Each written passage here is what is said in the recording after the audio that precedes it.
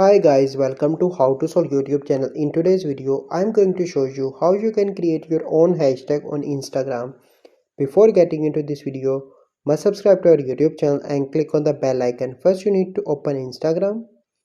Once you open Instagram, then you need to click on this plus icon at the center of the screen. And then you need to select any image or anything that you want, or you can simply create a post.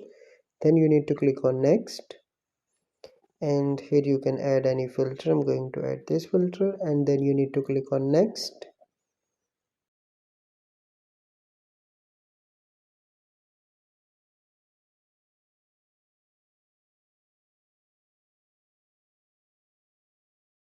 And here you need to add a caption like this, and then you need to put hashtag symbol and put your hashtag that you want to create.